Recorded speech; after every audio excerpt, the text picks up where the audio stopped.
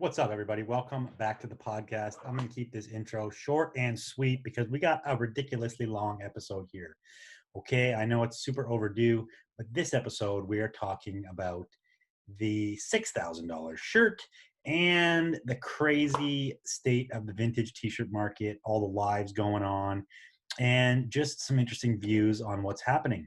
I actually have 4 guests on today's episode. I have Sean, Shop Monarch Studios. I got PFR, Jace of PFR. I got Ava of Unseen Clothing, and I got Sean McAvoy of Amazon Men's Room. Okay, I wanted different opinions on what is going on right now in the t-shirt market. Obviously, through COVID, it's just gone crazy. Prices have gone way up. People are bidding these things up. It's almost got its own economy going on here. It's hard to understand. I am super analytical in everything I do. So I study this stuff and I look into it, and it's interesting to me. It's interesting to me. Hope it's interesting to you. Again, this episode, we're talking about the $6,000 t-shirt. It's a long one. I tried to edit it down, but these conversations just kept on going and going and going.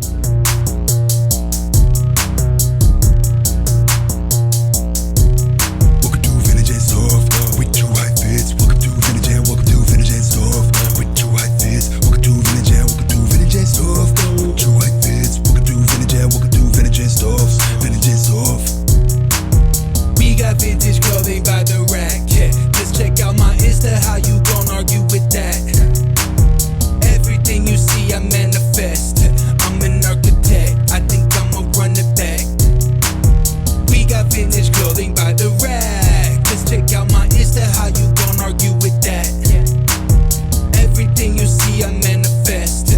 I'm an architect. I think I'll have some of that.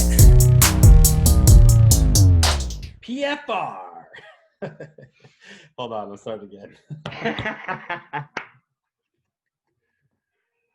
Oh, shit. Okay, Jace, my man, PFR. Welcome back to the show, Vintage and Stuff. Good to be back, dog. Thank you for having me. Do you know your episode is the most viewed episode? Is it really? Yeah, buddy. I don't know why. It's very dope to hear. Hell yeah. Yeah, no, it is the most viewed for some reason, but it's fucking by a lot on like certain episodes. Hell yeah. Means we gotta do a re-up. Exactly. So this is going to be a short one today. Today we are talking about what everyone's talking about is the $6,000 shirt. Uh-oh. Yeah. Okay. So Disney shirt sold $6K. Genie, Aladdin, Desantis. Apparently, I found out today, because talking to someone else, it was a Desantis licensed, but not Desantis tag. Yeah, that's what I thought. I was picking with the homie Jurassic Park yesterday, and I was telling him that. I was like, I was pretty sure it's for the loom tag, right? Desantis copyright. What's your take on it, man? To be honest, man, I'm not sure what to take on or what to think of what's currently going on. I mean, obviously things are good. I think it's a mix of good and kind of volatile. I was explaining to someone, for those that have seen SpongeBob, there's an episode of SpongeBob where I think they're painting like Mr. Krabs' basement, and there's a big bubble of paint, and they can't get it on any of the pictures, whatever. So SpongeBob's freaking out, the bubble's gonna pop. And Patrick's sitting there, he puts like an air pump in it. He's like, nonsense, like it can get bigger. He just keeps pumping it. And I was explaining to someone, I feel like that's kind of what's going on. It's like people definitely need to be cautious, like the bubble will burst. I mean, you've always told me that, with anything as far as business, it's not like things can just keep forever expanding, like they're going to plateau for sure. Yeah, prices. Yeah, you're right. Like the quicker they rise, the quicker they fall is definitely a true saying. But I think the business can expand, but like there's only so much the ceiling can take for the prices. Exactly. Like, so then like to go off what you said, like, so yeah, where do we go from here would be my rebuttal. Like, is everyone going to pay $6,000 for this shirt now? Definitely not. No, they're going to pay 10. I had someone tell me they think things will go like kind of like how sneakers did with StockX, where, you know, now it's going to be a bunch of people wanting 4K at least, and it's just going to come to a standstill because it's not a realistic number at all. Like, How long until somebody makes a StockX for vintage? What's that? How long until somebody makes a StockX for vintage? I know, right? I'm surprised. I mean, shoot, they're already messing with, you know, Baseball cards. Yeah. I heard The that. thing would be, it would be hard for that, I think, would be grading. What do you think? I mean, do you think they could adapt? Yeah, because something? I never have bought. Have you ever bought on StockX? I don't think I've ever bought. I've sold, but not bought. So they actually take it all into their central warehouse and then they ship it out from there. They authenticate it, right? They have like the authenticators there and stuff. So they that have would to hire be like a team of vintage experts, which shit. There's a job. There's a job, dog. It could be dope. I got homies that already work at StockX, so. But I don't know. I mean, that could be, you know, the future of things. What if we start seeing pieces on StockX, and that would be like even crazier for the market, you know? Yeah. The problem is on StockX, there's way more vintage variants and garments than sneakers, right? Yeah. Sneakers are very standardized. It's like if you have a Pretty cut and dry. whatever, a Jordan at a certain size and it's dead stock, that's it. But like you could have the same print on a different tee, a different tag, a different this, a different whatever. There's like so many variants, man. Plus there's thousands more. Totally. What's the highest price shirt you've ever sold? I think highest I've pulled in is probably 1,000. Okay. So you've hit, I mean, none of us have hit the 6K, but you've hit pretty high, right? Personally. Yeah, 1,000 is a crazy number, but people pay 1,000 for a heart-shaped box, you know. Now they're going like a 2,000. Yeah. So. Okay, but I got a question for you on this tip. You just purchased the Jordan 5 off-whites. Mind you, you traded whatever. Still, it has the value. What's the value of that shoe? I think like because these are very lightly used, like 900. Okay, so not that. What's the highest price shoes you've ever bought? See, that's the thing. I draw the line. Like I don't. It's always like this scenario: trade. You know, a bunch of trades. That still holds I can't value. even justify dropping 1,000 on a pair of shoes. So, have you ever had more than like shoes worth more than 1,000? Yeah. Which pairs? The ones I wore in the snow up in Revy. So what were those worth now? Those were the UNC off-whites. Shoot, I got the homies hooked me up, even being worn at Waves. I think I got like 1,300. Yeah, and they were pretty worn. Yeah, they cleaned them up, but you see the correlation though, like yeah. Two though, it's like okay, you look at historical pieces, Levi's, 3D emblems. That margin of the 6K is just, to me, it's not clicking because, you know, like that shirt was like a $200 shirt. I can remember that shirt sitting in round 2 vintage when it was maybe 150, 200 max, you know, and that shows you the wave of things of where they're at. So it's like to go from that max of 2 to 6, that margin, you know, is like I was asking you, have you ever seen Levi's go for a crazy margin like that? I mean, my biggest sale to date was a Filson shirt. And yeah, like I thought it might be worth 3K. We got 20. So I have seen it. But this is also something to factor in here is that we never used to see the sales like we do today. So it's that saying, you know, it's always been happening, but it was never being filmed. Yeah. That's a huge factor here because we never would know about half the sales. Like I never knew what the big guys were selling Levi's for back then, you know? I only knew what I sold them for. Yeah. You know, and most of them weren't being sold on eBay and nobody talked about it, right? Yeah. So let me ask you this then, as someone that's been, you know, you're an OG in the game, obviously. So what do you think is better for the market? Things being on the hush, how they used to be more, or under the microscope now where everything's being seen? And I don't know if it's better or worse for the market. Yeah. Like I can't comment on that because I don't, you know, it took me and Jesse a lot longer to learn everything back in the day. 100%, right? I share a lot of knowledge, but I also keep certain things tight, right? Yeah. And I get that. But I'm also happy to share most things because I don't believe it's going to affect my business so much. At least the things that I share and I promote. I talk about business and all this stuff. So, I mean, I think the business wouldn't be as big as it is if it wasn't being shared. That's a fact. And that it wouldn't be as wide, I guess you say.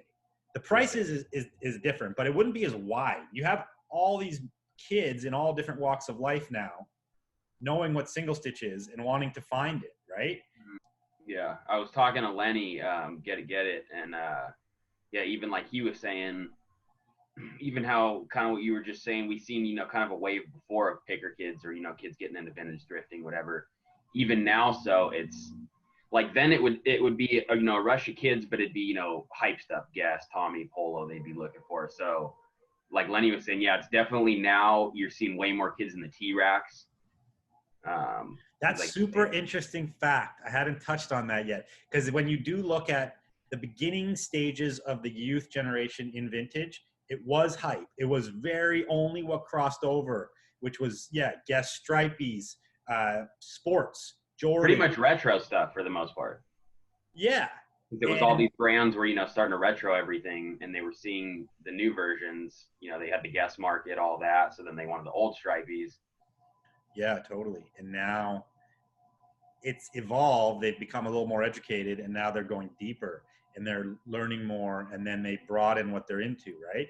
And it changes. So it's like all of a sudden it's Marvel. Now it's like certain band tees, But see, that's what's crazy too. Not to stop you there, but I was talking to Elon recently, Lost and Found Museum, and like he was saying, he's like, but now it seems, which I feel is true, band tees. He's on all the OG sports, like gamers, like he's like, it's like nobody wants that stuff. And that's all, yeah, well, Metallica shirts, that they were so hot, like they're not really hot anymore. 80s bands, you can't sell at all. Yeah. Certain ones obviously are still good, but yeah, you're right. It's moved on. Yeah. It's moved on. And it's always going to move on. So what's next? And will these kids get interested in something older, something more interesting, something more fashion, or will it just be this like t-shirt bubble that bursts? Guaranteed, a lot of kids will just ride this wave and then be out. And then there'll be people that are dedicated that stick in and move to something different, Yo, so how do you think this is going to affect sourcing? I mean, I've already just seen, and I've talked to others that have, agreed, just this whole wave, even before, the 6KT, things have just been harder to source. I've noticed. I think just COVID, put a big damper on everything. Once I moved and everything back up, opened back up thrift wise, it was like there was stuff for sure in the beginning, but they've been dry. Like anyone that I've been talking to that's been thrifting has been dry. It's hard online because stuff's sky high. So, you can't get much for a flip anymore. That could be a factor in the price driving up on certain things because if they're not coming out, it makes the rarity a little higher and exactly. People really want it and it drives it up that way. But so when everything opens back up, when all the stores are back running full steam and all the fleas are back running full steam, do you think this wave of online auctions will maintain its strength? No. I think when everything's back open, like you're saying, it's going to be obvious to people how much more stock there is out there. So you're going to see, people start going to fleas. They're going to start seeing again, okay, well, I can get this same tee, possibly this weekend, or I did see it last weekend, like I can hit up this dude. And, Have you ever bid in any of these auctions? Have you bought anything? Yeah, I was on the homies last week. Smiley's Vintage, shout out to him. Got some sick NASCAR stuff. He was doing giveaways too, so I won a giveaway. Nice. How did he run a giveaway? So he would do in between the auctions, he would just have he had like a whole model squad modeling his stuff off, and then they would come out. He had a whole crew of people modeling shit? Yeah. That's awesome. He did it proper, and then he had the homie spinning on the ones and twos, and damn, a dude named Slow Hunt, super dope mixes. Yeah, it was a whole vibe. It was like Smiley's Dungeon, I think was the name. So super sick. But yeah, they did the giveaways via trivia. So it was cool. Mine was who was the original party animal? Spuds McKenzie. Nice. Got it quick. Hells yeah, you know that. That's your vibe right there. Yeah. Oh yeah. But and then yeah, I've done Chris's, which those have always been, super chill, super good vibes. Nice. So looking forward to getting back at it. Question about your personal collection. In your personal collection right now, what's your like top 5 tees, and do you think they stand up in today's market? Like, do you have stuff that you held on to that actually went up in value because of today's market? Yeah, for sure. I've kind of been, it's funny you asked that too, because I've been posting more stuff from like the personal recently, and that shit's just been like hitting way more than it's funny, like the inventory I have on the site.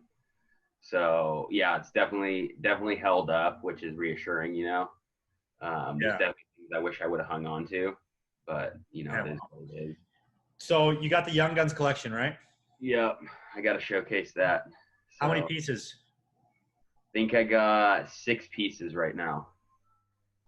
6 pieces. I'm gonna go out on a line and say that that's probably the most that anybody has. Right. I think I don't think anyone could compete with my Young Guns collection, which I'm pretty confident in saying. But yeah, like 4 tees and then 2 denim jackets. Oh, you got 2 denims. Damn. Yeah. Dude, I swear, there's certain T-shirts that I see and I'm like, Jace, cowboy boots. Yeah, I got a couple good ones actually. Hell yeah. Cowgirls, George Strait. Run it. I got a sick one coming that's the cowboy kittens, where it's all like the faces on the front and the butts on the back, but they're all in like cowboy hats. Back to topic at hand, $6,000 T-shirt. And like we're talking about this one T-shirt, but to be honest, there was auctions yesterday that there's been $1,000 T-shirts now every day in these auctions. Like it's not weird now. You know what I mean? Okay, yeah. So let me ask you, what's the most you've gotten in an auction? Well, I got for my hoodie, my hookups hoodie, but that's the only auction I've ever done. That was the most. So it actually got bid to 15, but the guy flaked. I'm not going to call him out. I don't even know. I don't remember his name. I would call him out, but I don't remember his name. And then the second place homie got contacted. He came through. I gave it to him for 12 because I was like, it's unfair that you pay like $14.50 because that guy flaked. So it wouldn't have been to $14.50 if he didn't fucking do that. So I got 12. That's good. Which I was like, this is fair, man. Oh, yeah. Yeah, but like I heard 1980 something co-sold Star Wars for $1,200 or something yesterday. From what I heard, there was a bunch of $1,000 tees getting auctioned off yesterday. So it's kind of not that abnormal now. It's kind of the norm. Yeah. People are expecting to pay $1,000 for a T-shirt or like anyway, just high prices, right? Mm-hmm. So I'm going to run you through some scenarios here of the reasons why people might be doing this. Let's go. Tell me your thoughts. All right. Okay. Buying for design inspiration. Possibility, most of these kids probably aren't, but it's a possibility on the high buyers. Before I actually get into the rest of this list, I'm going to preface this. There's like a few buyers in these auctions that are spending, from what I've heard, up to $10,000 a weekend each. They spend the whole days on these auctions and they snap. Kind of makes you wonder, what's the reasoning? So, okay, buying for graphics. A lot of people do that. They buy for graphics. Companies will go out, buy for graphics. They reprint it or they use it for inspiration for their own brand, right? It's very common. But it ain't common for a brand to go spend $6,000 on a shirt. Yeah. Buying as an investment, hoping the market goes up. You buy a shirt for $500, hope it goes to $1,000, you make $500. That's double your money. It's a good investment if it works. Buying to get the dopamine hit, which is the picker's high. It's the rush. It's the excitement of being in an auction, getting in the ring. And it is a rush because I've been in an auction before and I've felt it. Straight flex kind of goes hand in hand with the dopamine. Yeah. Buying to flex, being like, I'm the guy that bought it. Yeah. Which is valid for some people, but it ain't valid for a burner account. You know what I mean? Facts. Buying just because of inflation. This is something interesting because we're going to see inflation go crazy because of all the money that's being thrown into the economy, right? So what happens is if you overflood the economy with money, prices for things go up because there's too much money floating around.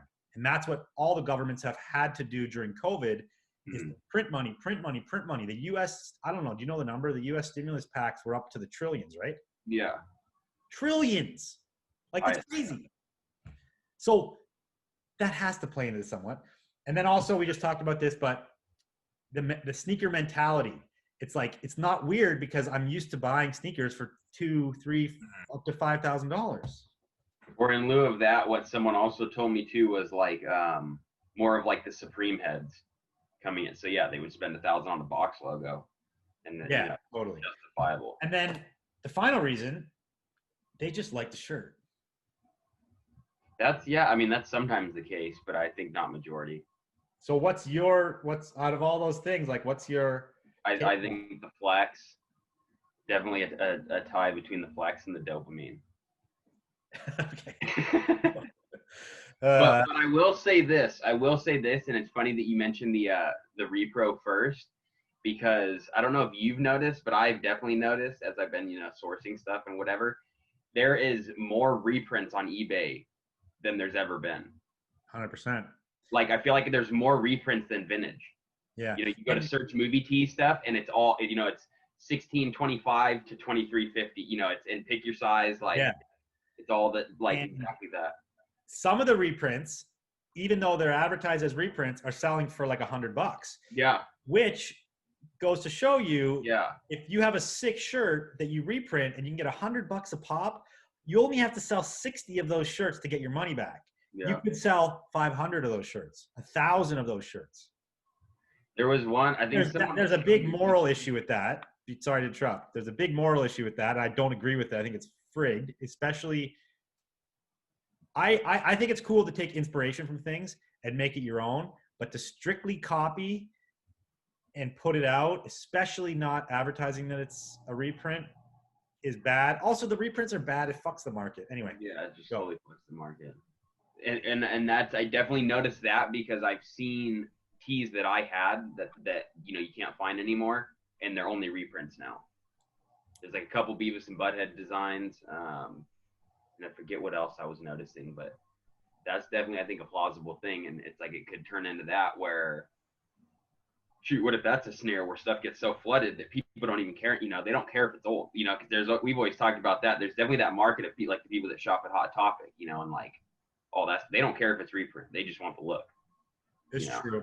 I do believe though that this is helping the market get more educated, the general population, and that Hot Topic person now is starting to understand what the difference is and why, because there's so much education. It's always like all these lives are just education. So for sure, I feel like, I think it's good for fast fashion to be, it's not good for fast fashion, but it's good to stop fast fashion, this boom.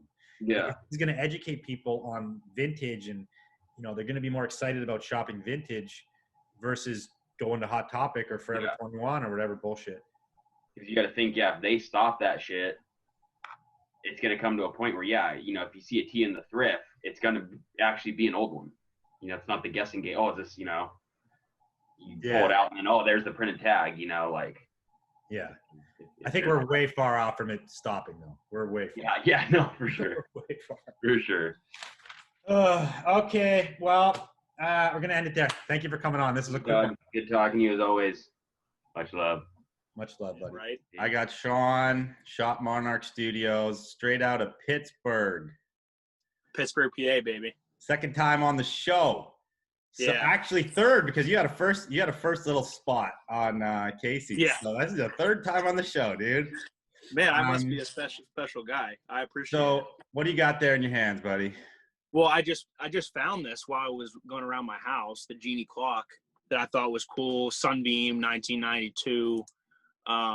But yeah, because I knew we were going to be talking about this, I wanted to pull this guy out. I'll be hanging him up in the shop.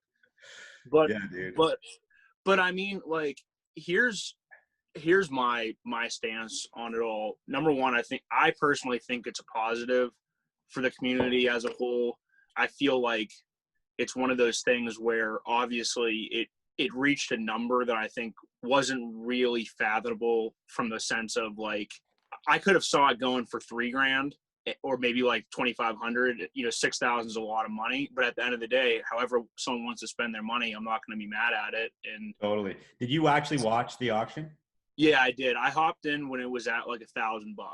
So he started it at zero. He didn't start it at any number. I think he started at $1. That, you're right. If someone wants to spend their money on something, fair game. When you look at the market and other markets, people spend up to $5,000 on shoes all the time. All the time. And I have been telling a lot of my hypebeast friends and my friends that are sneakerheads and collectors, because they're always so weird about spending money on shirts. And I'm like, dude, you're dropping $1,000 on a pair of shoes to put it on your feet. I'm dropping money to put it on my body. I don't really see, to me, it's the same thing. I don't think there's a disconnect between one or the other. And I also feel like, the kids that used to be buying Supreme and box logos, like when box logos hit their peak and they were going for thousands of dollars, it's kind of the same thing that's happening to vintage right now. And you can't be mad at someone who's transitioning their style or going into a different phase. And at the end of the day, like the people that are going to hop on this just for money, they're going to get burned out and realize, okay, I don't have the audience to be selling these t-shirts, or yeah, I can invest all my money into these t-shirts, but at the end of the day, do I have any clientele that's interested in it, or are they just interested in sneakers and hype clothing?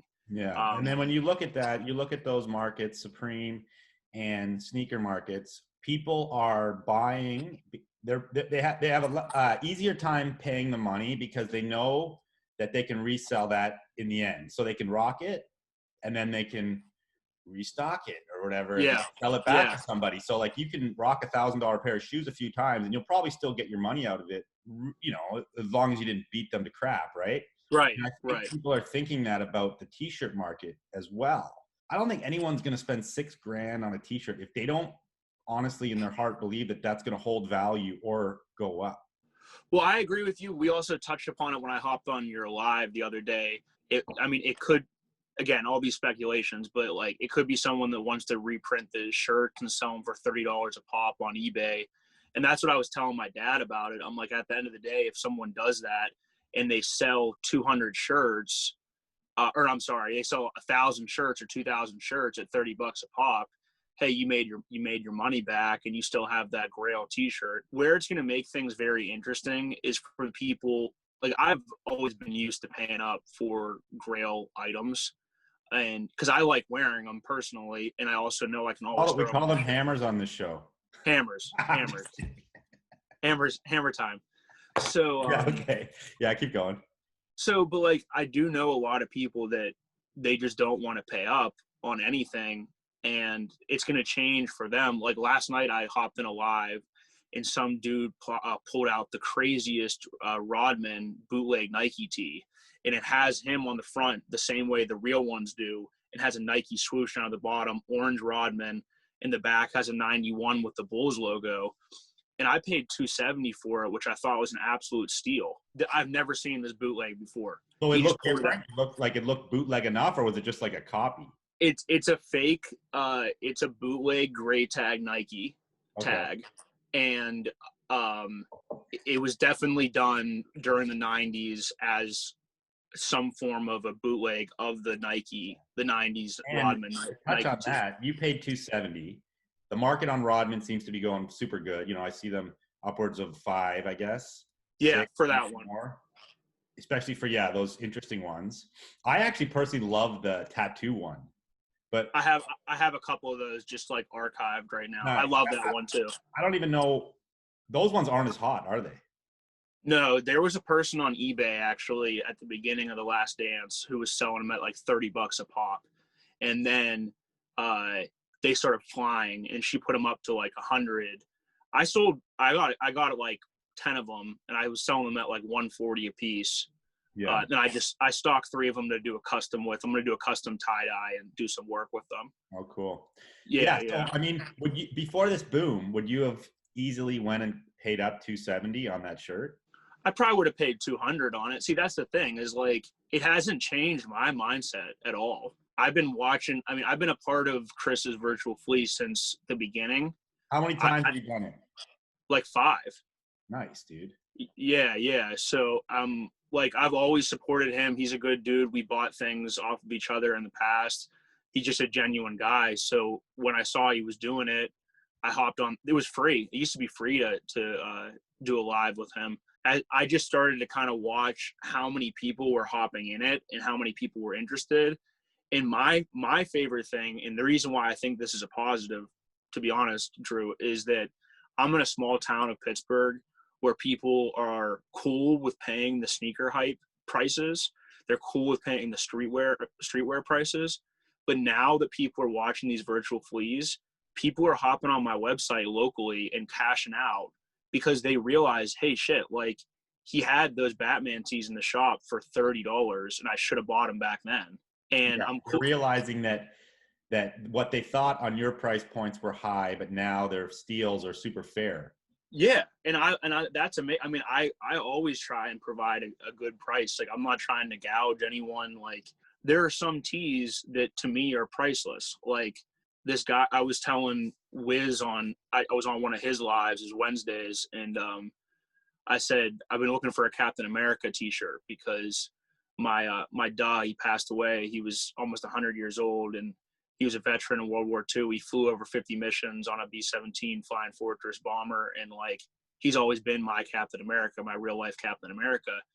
And I'm a Marvel collector. I never had one of those shirts. Everyone in the community started just sending me pictures and sending me, all these different links.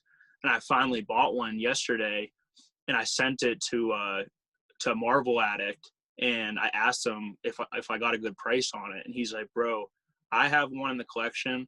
Someone could offer me thousands of dollars and I wouldn't let it go." There's no real price point at the end of the day with some of this product.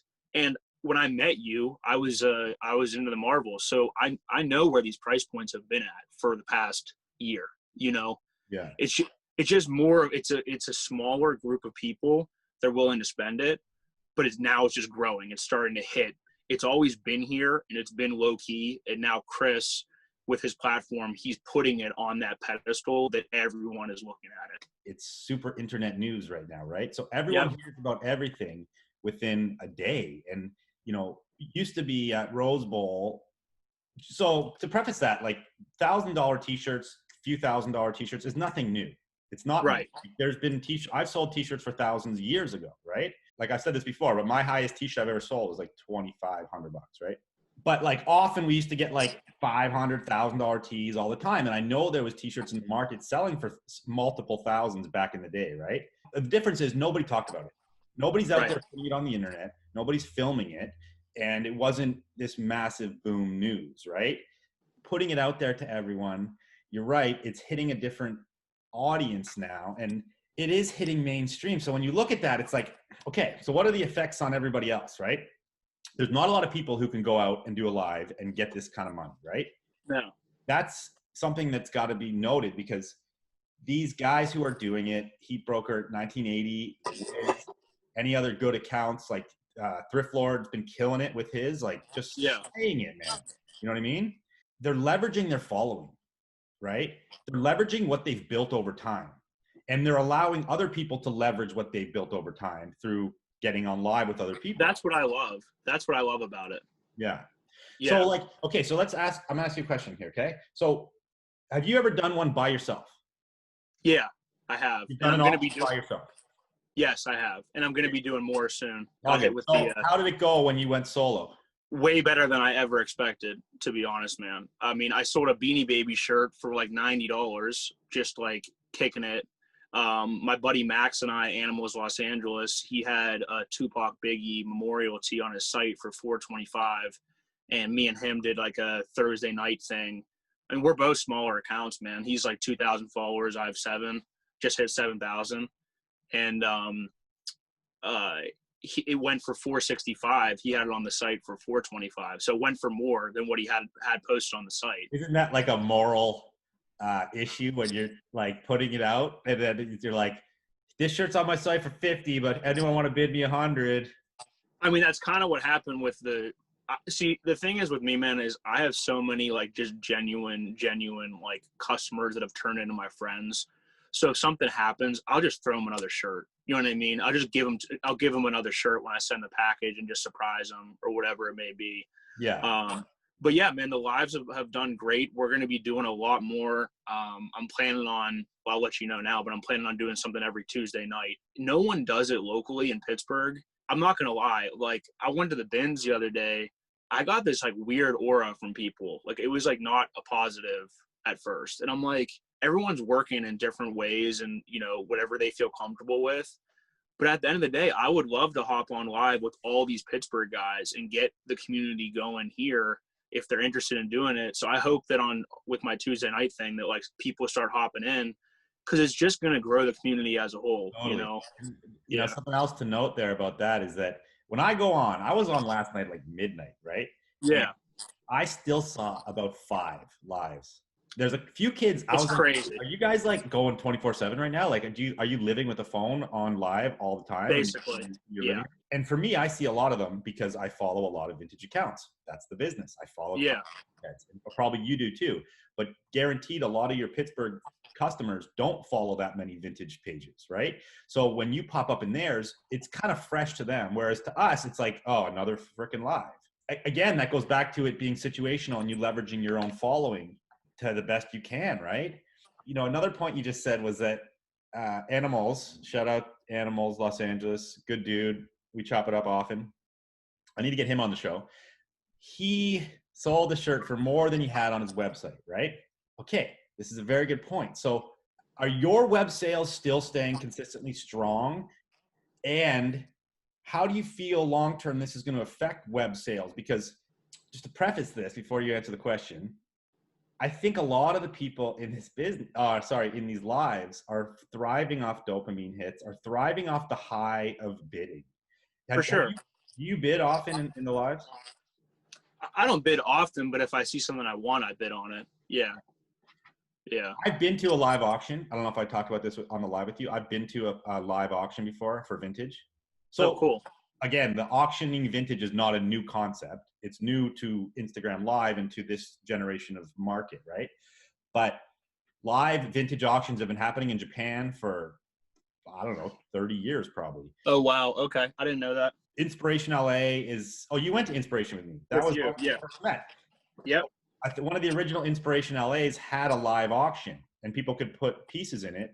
And I remember I bid on a second edition Levi's and pants set for my son. They're like baby size. Yeah. And the feeling I got from that auction was crazy because I was bidding against a few people and you're in the moment. You gotta get it. You've already put the minute you bid, you've put yourself in the ring with people. Right. So you get an insane rush. It's almost like a body buzz high if you're going for something that's serious and other people want it. I think that's a huge play right now in why people are enjoying them and buying. It's also a flex. Exactly. If you win in the ring. It's definitely a flex. So how do you think this going forward is going to affect regular day-to-day web sales where it's not exciting? Or how do you? Yeah, I mean, I think that's a huge point, and I think that's something that some of these players are probably starting to get frustrated with. Is that like if you put in the work to do a website, measurements, all that jazz, it's a ton of work to get it up and running, and then you see people that they just go live every day and they do their thing. For me, sales have been steady online. We have huge days and we have, chill days. I balance it all out with doing these auctions right now because I'm not in the store. So I may, do an auction or go live once every 2 weeks or once every week and, make $1,000, couple $1,000, and it balances everything out for me. But I just think at the end of the day, it's something, bro, that like people have to realize that this is a new age of vintage. And that you have to be willing to adapt with it. I've never been the eBay guy. That's never been my cup of tea. Selling or buying, both? You never sold or bought? I've always bought on it, but I'm just not a fan of like the whole reason why I opened up a shop, man, is because I love talking to people. I love the interaction. And even through Instagram, like if it's through the DMs, if it's a positive DM conversation, for me, like that's my dopamine hit. Like if I reach someone and they've been looking for the shirt forever and they're coming correct, or even I give them a little bit of a discount, like I'm happy, like at the end of the day. That happened to me with a couple of sales this morning, and like now the rest of my day is going to be positive just because of those interactions, you know? Selling on eBay is very unsatisfying. Yeah. So I feel like a lot of people that are used to that and maybe just like staying out of the spotlight and just throwing stuff up for the high and waiting for offers, they're probably frustrated by this, man, but it's interesting. Like I just sold a Zelda tee for $800 and it just went on eBay for the same price in a size large. I had an XL, but it went in a size large for $800 in auction. And you sold it on live? I sold it on Virtual Fleet. Yeah. Okay. And then it went for the exact same price on eBay. Yep. Is that correlated? We don't know. 100% it's correlated. Yeah. Because the guy who bought it was trying to buy my Ganon. I have another Zelda tee, the Ganondorf one, and he was trying to buy that one. And then he hit me and he was like, "Hey, I just ended up buying that auction on eBay, so I'm going to hold off for now." So people, I just sold one yesterday, but I have that one. It was a later one. That one's like 2006. It's still sick. I found that at the bins this week. Oh, nice. Good one. I was hyped. Yeah, I did. Yeah, I was. It's a sick shirt too. I like it a lot. Like any kind of business, man, we're all adapting with the times, with technology, and you know, at the end of the day, I'm just very thankful that with COVID, I mean, I've told Chris 1,000 times, man, like my first live experience with him, I mean, I was stressed. Like I was like, I had to shut the shop down. I didn't know how online was going to be going. And, you know, I was able to pay my rent for 2 months with my first live appearance with him. I think it's a positive. So It's definitely I want to touch on that, you know, talk about adapting, right? You know, a lot of people are going to think when they hear that adapting means I have to go live now. I have to go live and sell my shit. That's not the truth. Adapting doesn't just mean that. What adapting means is like the market around you is going to change. Now, you need to fit into that market in one way or another, or you don't. It's up to you. But if you do want to adapt, there's so many ways you can adapt. See, I've been thinking about this. Like I said, people are going to think that that's the only thing they can do is go live and sell shirts. Right. It's not true. You can sell your shirts to the other kids who are going to go live and sell them on the auction if they have the following. You can put your similar items up online on eBay because I can guarantee you kids are looking at the auctions, then they're trying to snipe on eBay. So if a shirt sells for $300, $400 on an auction, you're going to easily get $300 on eBay because they're going to literally go there 2 minutes later and try to buy that shirt. Yep. Just like you said with your shirt. So there's other ways to fit into this market without. You hit it on the head. You hit it on the head. That's something that a lot of people aren't thinking about. And the Zelda one was an example, but Max had the same one. He had it was a wrap tee that was on eBay for $150. And he went live and he auctioned it and it went for like $280. And right afterwards, he called me after the live and I checked eBay and it was gone. It was gone. Dude, so straight up, people have they have their live on their computer and they have the eBay open and they have Poshmark open. They have Facebook Marketplace open. And you know, some of these kids are just trolling. I mean, it's not really trolling, but they're watching it and then they're searching, man. Yeah. The one thing that it does kind of, I don't think it discourages me, but it's just a weird mindset is like when we reopened the store before we closed down the shop for COVID, my average t-shirt sale was like $27. I'm in Pittsburgh, so $27. When I reopen the shop, a majority of the tees I'm going to have are between $10 and $60. And mentally, what I'm trying to wrap around is I have a bank vault in the shop, so I'm going to hang all the hammers in the bank vault.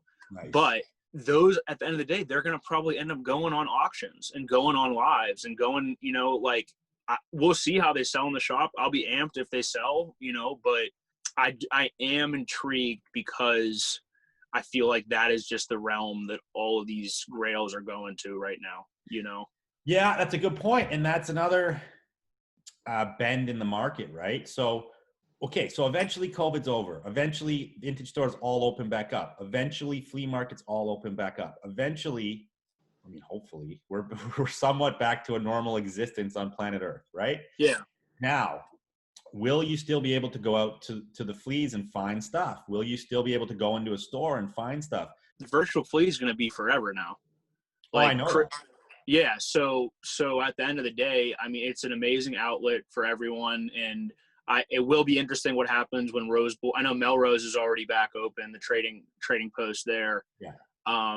But yeah, I mean, I just think at the end of the day, the more players and the more people that are getting into it is a positive for me. I'm never been a stingy person. I don't want all these teas for myself.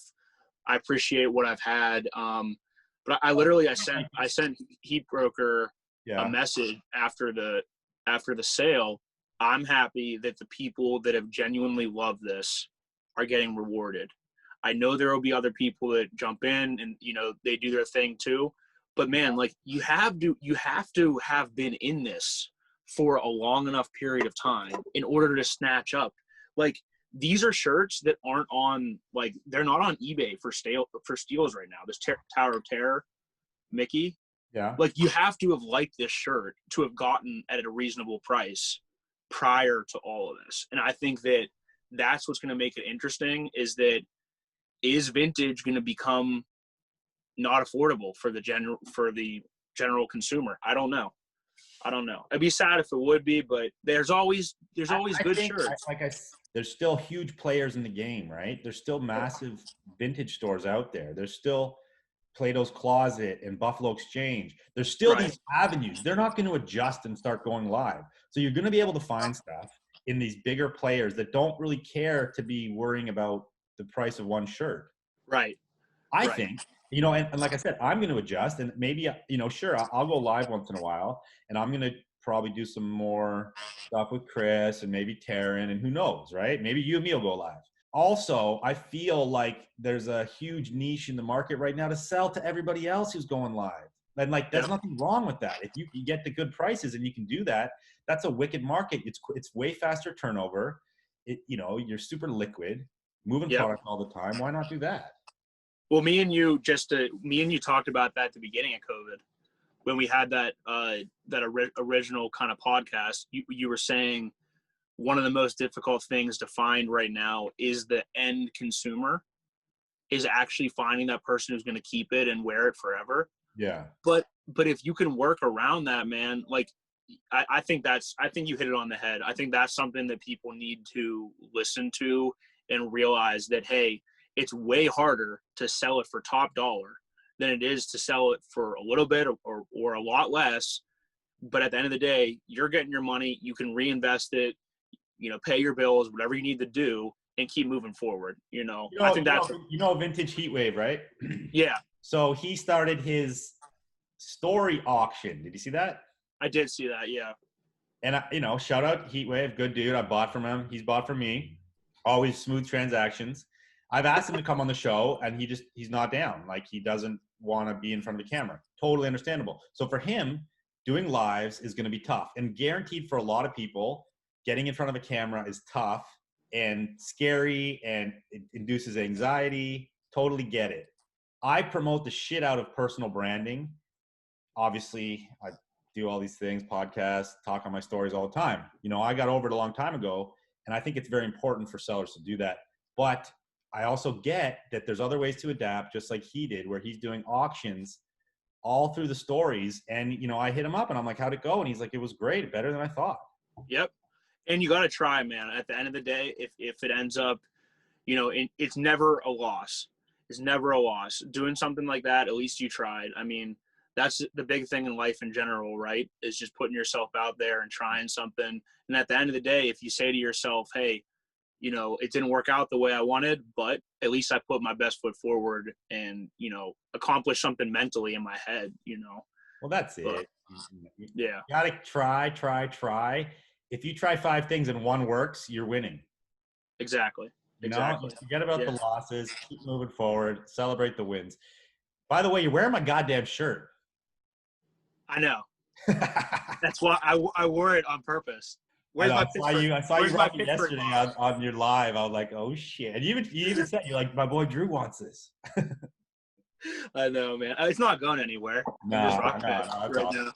Okay, I got a I've couple been other dying. things to talk about. We're gonna go into this. Okay, couple like quick fire questions. Cool. Okay, I'll be quick. $6,000 Genie tee. That's what this is about. That's what started this whole talk. Have you seen that shirt before? Many times. Okay. Yeah. And what prices had you seen it at before? $100 was the lowest. Okay. And what was the highest before? 3. Where have you seen it? Just online? Someone had it in Pittsburgh. Someone pulled it at the bins. Yeah. So Yeah. to be honest, on the scale of rarity, to you, is that even that rare? No. Okay. Good answers. What's the most you've sold a shirt for on the fleas? On the fleas, the most I sold a shirt for was that Zelda. It was actually $780. Okay. And then what about other than that? Have you sold one for more?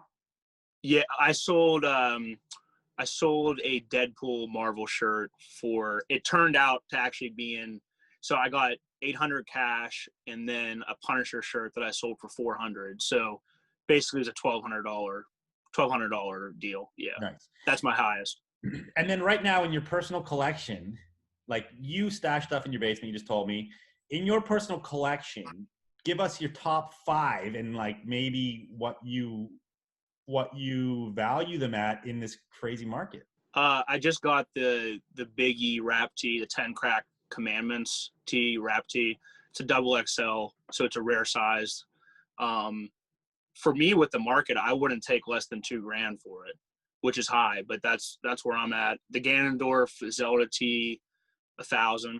I'll put 1,000 on that one. I have a Snoop Dogg, a white Snoop Dogg, double-sided, Rich RS vintage is going to be auctioning one in the flea. So I'm interested to see where that goes. I'd put that at the one that is just the same print. Yeah, it's the one that you probably had. It's that one that was like the R. Kelly was the other one that you had.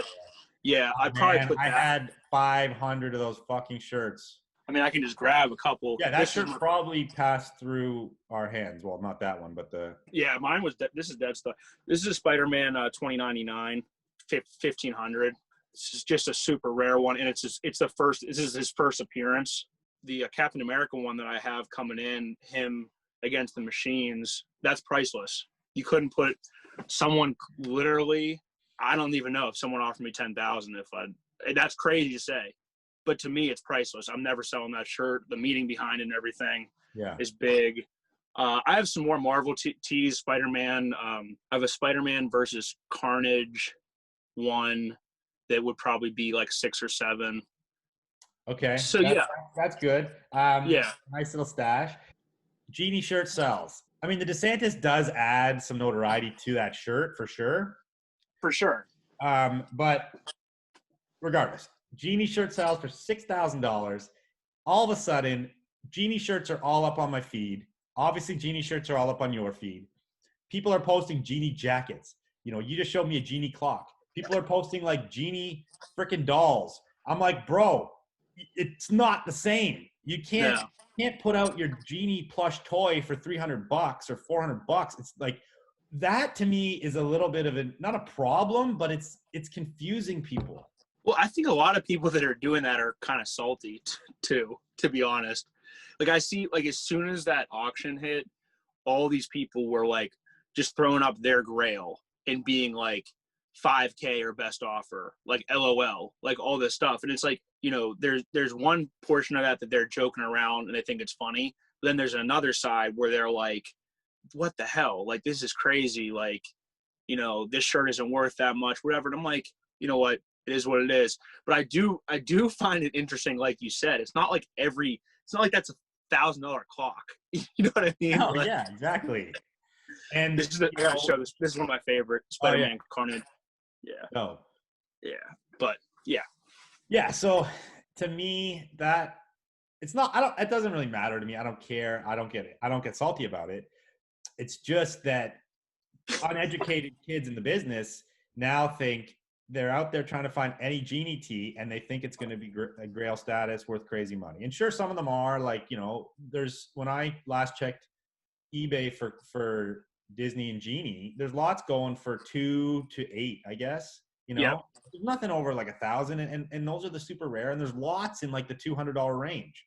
You Right. know? It kind of skews the market. And now I'm wondering, are we going to show up at the Rose Bowl and there's going to be $3,000 Genie keys on everyone's booth, right?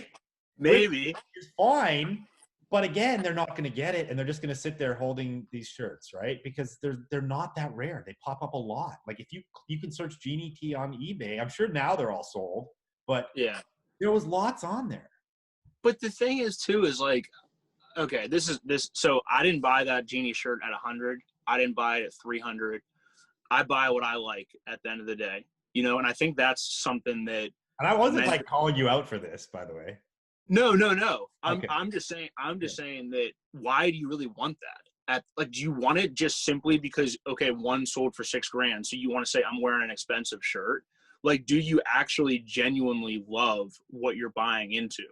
And that's something even for me, man, like, I mean, I'm 28 now, so I've gone through the ringer of like, you know, trends, like looking at stuff and being like, oh, I always wanted a Harley shirt. Oh, I always wanted this.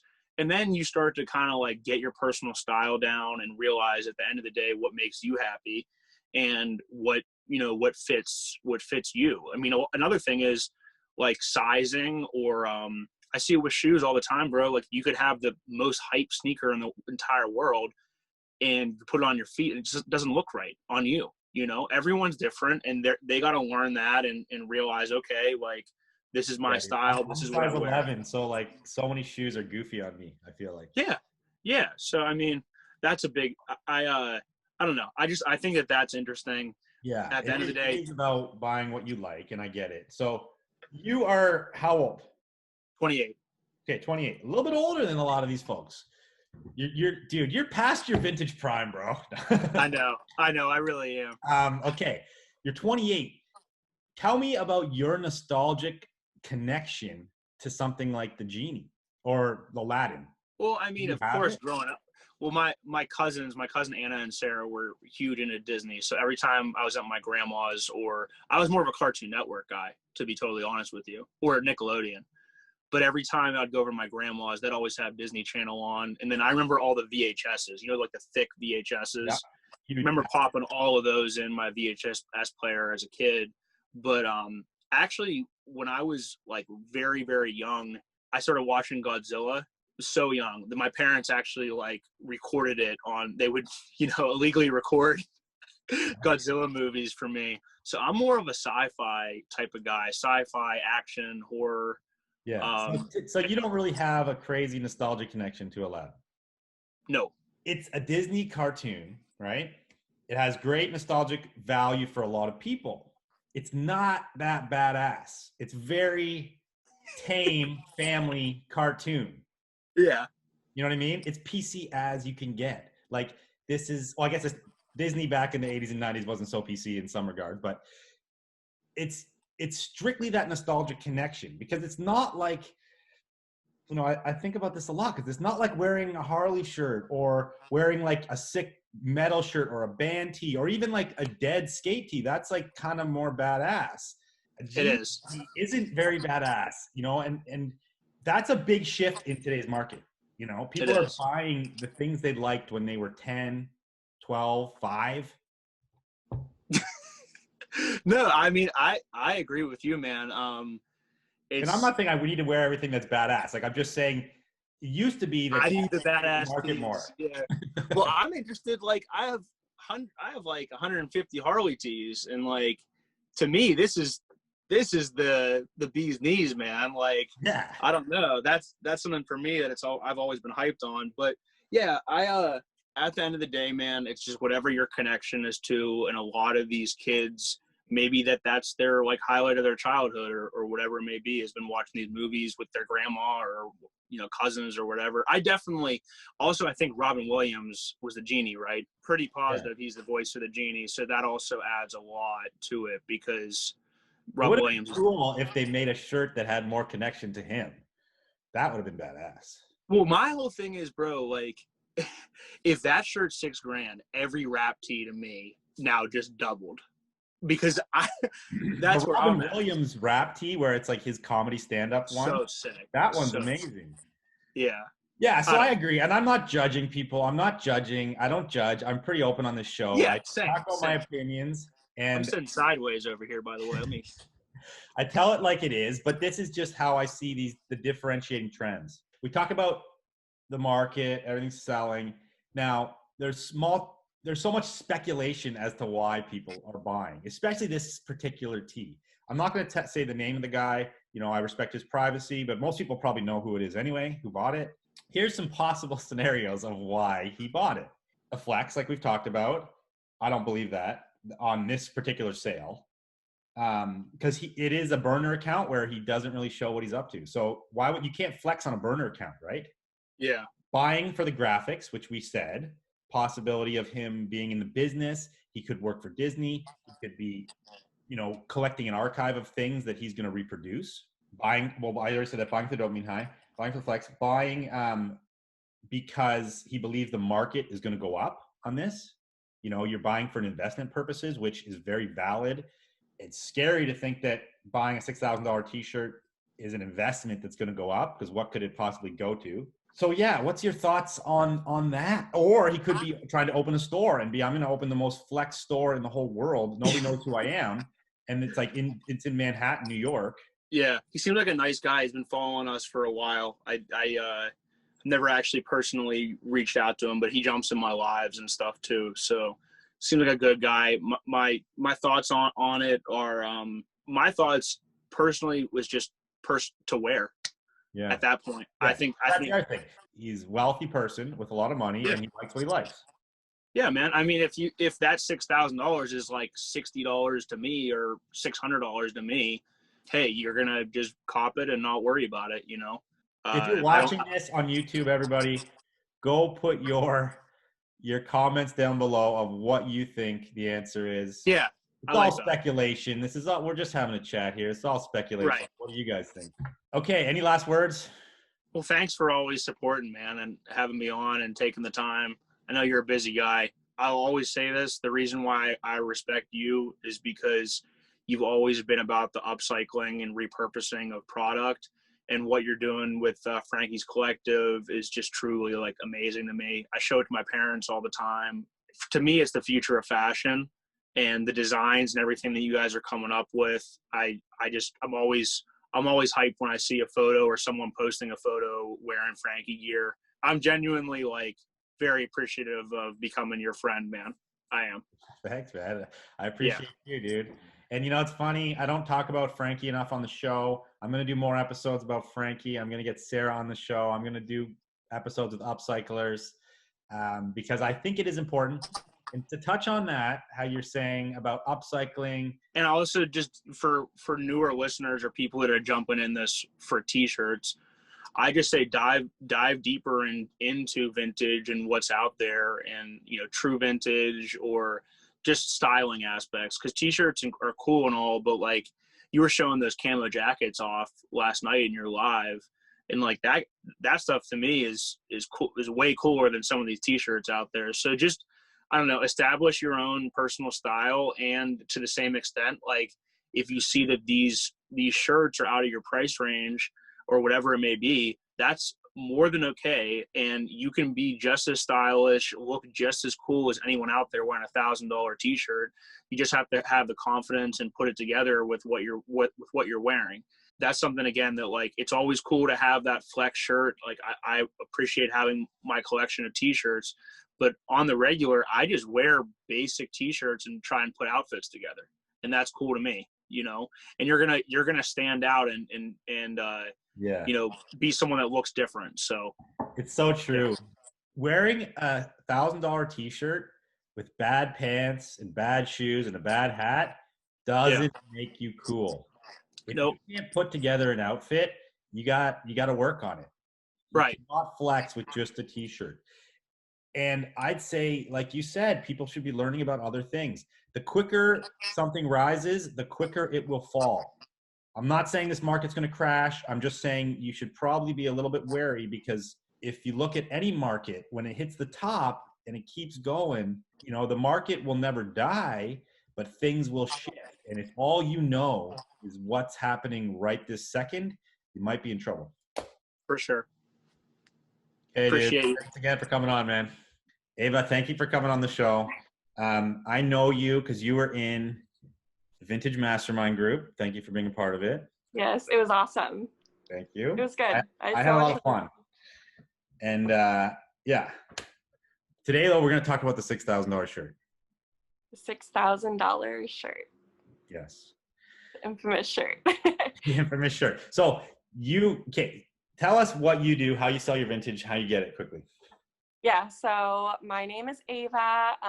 My store is Unseen Clothing _ on everything. I primarily source from the bins nowadays. A big part of what I do is try and promote sustainability. I want to keep clothes out of landfills. I want to find things that are special to someone and exciting to someone, and I try to bring it to them. I mostly sell on Depop right now. I also sell on like Grailed and eBay. Started my own site, but Depop is my bread and butter. Cool. Yeah, started it last February, so still pretty new actually. And you just got verified. Congratulations. Thank you. Yeah, it's really exciting. Been working really hard on that. Yeah. Yeah. So tell us a little bit about Depop. So how do you get verified? Is that a hard thing to do? I think with Depop for me, you definitely had to grow some momentum. You have to either hit over 50 units or 50 transactions in a month for 4 months in a row, or over $2,500 in sales. Okay. Yeah, so it's not impossible to do, but you have to be pretty consistent and definitely have to be moving product. Yeah. So obviously you heard about the shirt that sold for $6,000, the Genie shirt. Mm-hmm. How did you hear about it? I don't remember where I heard about it. I think someone posted it on Instagram, but it feels like a lot of people are obviously talking about it. That's the new record, right? I mean, it is. I don't know if it's a record for our market, this younger generation of t-shirt sellers for sure. I've never sold a shirt for more. So in my book, it's pretty damn high. So how do you think this now, it's so out there, it's so known, tons of people are seeing this, tons of people follow all these different people that are posting about it. It's not just this one shirt. There's lots of shirts selling for $1,000. It used to be like, oh, a shirt sold for $1,000. Now it's like 1,000, whatever. There's so many shirts selling for $1,000. Yeah. How has this affected Depop? Do you see it? Do you see prices going up? Do you see sales going up? Like, talk about that. Yeah, definitely. I don't see the thing that's interesting about Depop. It's a very young demographic on there. I listened to a podcast with the CEO once, and I think she said the average age is like 16. So you're dealing with a certain type of pocketbook. Honestly, I feel like super high end t-shirts I don't see a lot of like over $500 t-shirts moving on Depop. As far as like transactions are going, you're going to flip a lot. I think you can flip $30, $40 items all day on Depop. Yeah. But there might be people doing it, but you don't see it all the time. Is that your bread and butter, $30, $40? Mm-hmm. Okay. Yeah. I've heard that from multiple people, so I could definitely agree. I haven't done Depop selling. Have you watched any of the live auctions? Yeah. And what do you think? I think they're fun. I think it's interesting. I think it levels the playing field. Everyone across the world can be involved with it. I think the live aspect is huge. I think people like that interaction a lot. And I think it builds up that excitement, because you could have the same shirt on eBay and you could even DM the same 50 people to join that auction, and it's not going to go up to the same amount. I think it's that live excitement. You get in a bidding war with someone and you get Chris going back and forth, switching the pinned comment, like it's going to start to go up like crazy. And I think it's fun. Yeah, it is fun. I was watching a couple earlier. I'm kind of watching more now because it intrigues the hell out of me. I don't have that much time. Like, I can't sit there. Some people sit there for hours and hours. Totally. I was having some beers with my friends last night by the fire, and then they all left, and I went on Instagram. It was late. Like, it was like 1:32 in the morning, and these guys are on there still. I'm like, bro. Yeah. And a lot of them. Yeah, it's crazy. And there's a lot of them. It's crazy. Yeah, I went on last night at like 11:30. And this is Pacific time, so I know it's late on the East Coast. And there was like 6 people on live. Yeah. And I like would just tap through them, and some of them have like 40 people hanging out. I'm like, okay. But I think it's fun for people, you know? Yeah, I think it is. I think it's really cool. And okay, a side note here. I was just on Chris's because he's doing virtual flea all weekend, every weekend. Yeah. And he got his pinning ability got taken away. I didn't really know why, because I didn't hear him talk about it earlier, but he mentioned it, and he has to like do this other thing where he films himself writing down the highest bidder. I was wondering. So, oh, you saw that too? Well, I saw people were in his comments saying something about the pinned comment. Yeah. But this makes me wonder, like, is he getting, because he's going so hard. He goes 10, 12 hours a day all weekend long. Is Instagram going like, we want our piece now?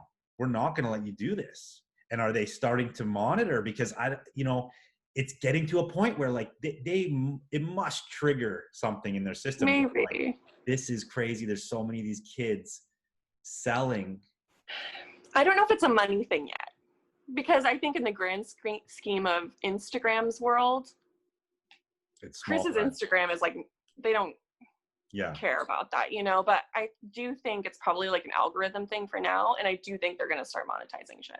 Yeah. I think I don't know if it'll be a money thing at this point, but I guarantee you there's people there looking at it going like, wow, what a cool phenomenon. And they must do that because they have to identify trends within their own systems, right? Right. And then work to either like promote those trends or whatever they're going to do. But I think the lives are going to be one of the last things that they're able to monetize. Like now you can have an Instagram shop. I think they're going to really cut into that. I think they're really going to cut into like getting you having to buy ads to get people to hit your links. It would, yeah, you're right. I mean, I don't know. I just think maybe my brain always goes there because it always seems to happen with all these platforms, right? They change something. So I do think they're watching it, and I'm interested to see what they're going to do and what they're going to roll out. If they're going to create more features for it, maybe they'll just keep it free but make it easier. Maybe they'll just create features that allows you to live auction. Yeah, that would be dope. I mean, at the end of the day, too, they want people on their app. Like they want you on Instagram 24 hours a day, and people have been on Instagram like 24 hours a day on those lives. So they love Chris. They need to send Chris like a gift. They're probably stoked about that. So I mean, honestly, the first thing they'd probably do is like try and put ads, or like, I don't think they would try and take away from, they wouldn't want to de-incentivize people. Yeah, no, that's you on your app. Maybe they'll run ads, be like, we're going to have little pop-ups that come up during the lives so that they can monetize that way. Instead of pay for premium, ad-free. Yeah. Who knows? Very interesting. Very interesting. We're uncovering. We're going deep here. Have you ever gone live? You've probably gone live. I have not gone live. Wow. I haven't. Are you scared, Ava? I'm not really scared. I don't know. For me and my business, I mean, like I told you, like a lot of what I do is go to the bins and I just pick up stuff that I know I can pass on to someone, but I don't have a lot of like bangers that I want to show up. So I don't know if I feel like right now that's where the lives are killing it. You have like crazy shit to show and you want to auction it off. I think that's a good spot for it. But for what I'm doing, I don't know if it would be the best way to communicate with people, you know? Have you noticed any difference in the thrifts or the bins because of what's going on in the market right now? Like people are getting more competitive in there, or? The bins here, they're like pretty regulated. Like every person gets a cart, one person to a bin at a time. If anything, it's kind of nice. You have your bin to yourself. No one's going to sneak in and grab stuff from under your nose. So that's kind of cool. But I haven't really noticed a difference in like the products we're seeing or the way people are acting. No, you go ahead. Something I want to say about the lives. I was on the other night just tapping through and I landed on this live. It was the heat broker and he was popping into this account. And I think it was Sawyer Sells Shirts. And it was this kid. He was like 12 years old and he was doing the full auction with so much confidence. And it was so cool to see kind of the emergence of this next generation of people who are going to be into this. Like this, I don't know for sure if he was told this, people said in the comments, but he was just up there like someone who's been doing this for years. And it was just interesting to see. It was like a little peek into the future. Yeah, that's really cool. Yeah. My kid loves to get in front of the camera. He's always bugging me. He's like, let's do YouTube videos, Dad. I That's think awesome. that generation is going to be a little more comfortable with all this kind of stuff, right? Where Yeah. we didn't necessarily grow up with it, but they are going to, right? They all want to grow up to be YouTubers. Has this market been surprising you, this t-shirt market, and the prices these things are going for, and like what actually is popular now versus what maybe you thought was cool? Yeah, I mean, I think just in general, vintage through COVID has been really surprising. I was really nervous in March to what would happen with everything. So to see shirts now going for $6,000 is wild. I think I was not expecting it to go this high. I'm wondering if we'll see a $10,000 shirt on Instagram soon, or who wants to be the $10,000 shirt. Yeah. I think it's going to keep growing for a while. I don't think we've hit the peak yet. I think it's going to grow. I think we will hit a peak at some point, but we'll see when that is. Hopefully it's not for a while. Okay, last thing about this topic, I'm going to throw some scenarios at you here, okay? So there's buyers. We talked about it. It's exciting. These people love to get in the lives. It's more interactive. There's lots of reasons why this has been going really well for everyone, right? Yeah. Here's some other scenarios about why maybe some of these t-shirts are going for thousands and thousands of dollars, okay? And you tell me your thoughts on them when I'm done here. Yeah. Buying for design, okay? Somebody could be buying like a ton of great shirts to be reproducing. Buying for investment purposes, buying something for $1,000, hoping that eventually it goes to $2,000. It's an insane amount of dopamine getting in these auctions, because you throw yourself right in the ring with someone. You're like, it's you and me now. We're going for it. We're going head to head. Like, I want this. And you end up like that. It's almost a body buzz. Like, I've been to a live auction and I felt it, and it actually is a crazy buzz. Totally. Buying just to flex, buying just to show off and be like, I'm the guy who bought something for so much money. What are your thoughts? Okay, I think it's a combination. I do think people are buying for clout, for sure. Especially, we're seeing like trends are coming in waves. Like right now, Disney t-shirts are going crazy. Like if you want to flex, you're going to spend $3,000 on a Disney t-shirt. If that's what you want to do, that's more power to you. Power to you for sure. Yeah. I doubt there's a lot of reproduction people spending thousands of dollars to do it. I think they're going to look at a picture or try and get one. That's fair. I mean, maybe. I think the dopamine thing is it, though. I think a lot of people are into vintage and are into thrifting because of the dopamine hit. Like, we love the rush of finding something crazy or cool or unique or whatever that hits that nostalgia button for us. And I think that same rush of energy through your body happens when you're in one of these auctions. Totally. I think that's huge. But I also do think like I doubt people are spending a ton of money on things they wouldn't normally want anyways. Like, I think people are finding styles and things that maybe they already would be interested in, and everything just kind of piles on top. Totally. The dopamine rush is real. I felt it. We all have felt it. And every day. I said this before, but exactly. It's been ruling the game for a while, but now this is like an extra level of dopamine, right? Totally. Do you think someone would buy a $6,000 shirt if they didn't think that shirt would at least hold that much value into the future? I think some people would. I mean, people buy brand new clothes all the time. Totally. So like you go into Gucci, you buy a Gucci bag, you walk out that store, you've lost $1,000 right away. Yeah, I think some people are looking at that, but I don't think these crazy auctions we're seeing are investment decisions. I think maybe that's what they're telling themselves. I don't think I wouldn't be like they're Wall Street people coming in there trying to invest money. But I think like on a low level, the sneakerhead buys sneakers for an investment. Right. They buy it, they wear it. They'll be like, I know I can get my money back. Or sometimes if they get it for retail, they can make a ton of money, or even a good deal. So I don't know. I feel like that it's in their mentalities now to be thinking like that. So I think there's a bit of investment. What do you think that many of these people? Let's just pull everyone together who spent over $1,500 on a shirt on one of these auctions. What percentage do you think you could, if you got an honest answer, have buyer's remorse? Do you think most of these people are like, I'm happy with? No, I think not. I think a very low percentage. I think a low percentage have buyer's remorse. Good. Yeah, I think so. No, I don't think they do. I know this guy the guy who bought the $6,000 shirt, he's pretty known through some friends of mine, and they say he collects crazy shirts and he spends a lot of money on crazy shirts. So it seems the first time he's done it, and it won't be the last time. There's also a couple other people in the lives all the time I won't mention their handles, but a lot of people have sent me DMs going like, these guys just keep buying. Like there's a few people that spend a lot every weekend, and Totally.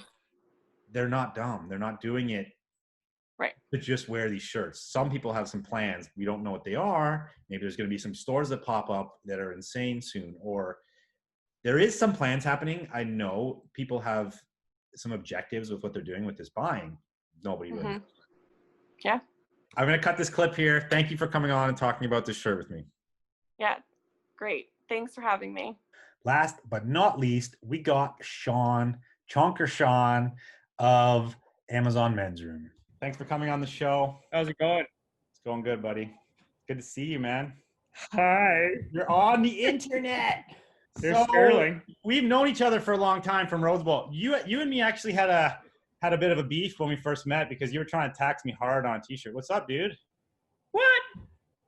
How remember? was I trying to? What T-shirt? The Burton shirt, which I got eventually. Oh, dude, come on. You like taxing people too. That's part of the business. You gotta fill people out. And then when you get to know them, it's like chills out a little more. Yeah, totally. You know? But I always start out like more rigid with people because that way they don't try to take advantage of you.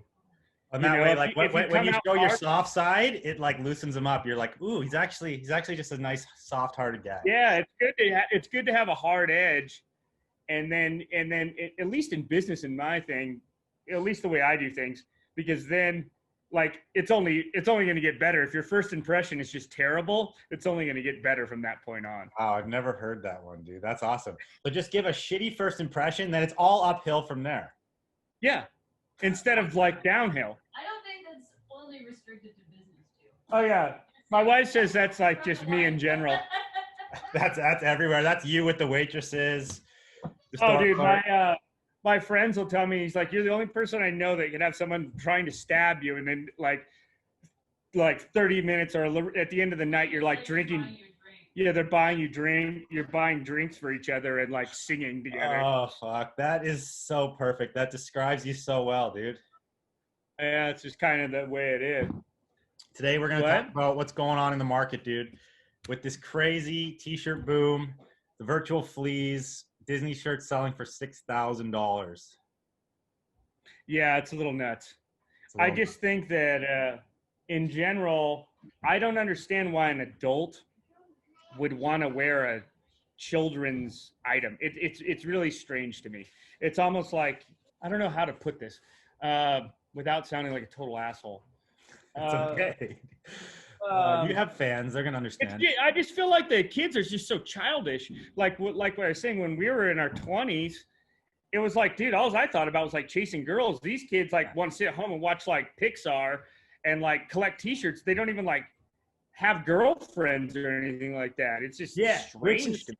It's funny point to make. Okay, when I was in my 20s, like I could think about watching like Faces of Death or Jackass movies. Or like, you know, obviously I watch skate movies and shit, but I wasn't out there looking. We'd always talk about the whiskey video, the snowboard film. Yeah, whiskey.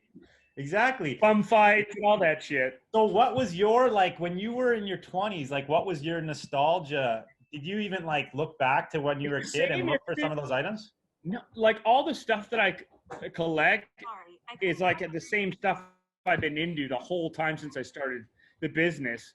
And like it's funny to see, like, you know, like I'm just pretty true to what I do, and I feel like Mike is like that and Larry's kind of like that, but there's all these other people like Afterlife, and I feel like you guys are pretty versatile where you kind of like pay attention to the market. Who's Mike? Like we're kind of like who? Filth Mart Mike. Oh yeah, like he's been doing the same thing that he started. Yeah. And like there's like there's just like different ways, but I feel like that's probably because we have a different platform of also getting stuff. Since you guys have like a rag house connection, you kind of got to take what's there, or these kids in the bins, you know, they got to kind of take what they see. But like I'm just like sitting around like buying shit off the internet or buying stuff from other dealers instead of like going anywhere. That's why I can kind of do whatever I want and kind of buy to my taste, which I probably don't make as much money as some of these other people do that do the stuff that they do, but we live really comfortably and have a good life. So what the fuck am I going to then do about? you know, I'm actually doing something I like doing. you've built an audience for that product and that niche of market that you're in, right? People expect to get certain things from you. You guys have like a pop in Etsy where you have probably a pretty loyal clientele that looks for a certain product, right? We're to our demographic too, you know, like we're like supplying people in our age bracket. I don't know what's going to happen in 10 years, you know, because those people probably aren't going to be spending the money like t-shirts, you know, they're making all that tech money now, so they have the money to do that, and they buy $1,000 jacket or something like that. But who's to say in 10 years they'll even give a shit? And then are we going to be lost in the dust? Like if that happens, I'll probably do something else. Maybe I'll like open a bar or a restaurant or something, you know, do something. I'm not like, I just like, I'm so stuck in my ways now that it's just like, I'm like the fucking old guy. It's like, get off my lawn kind of shit, you know?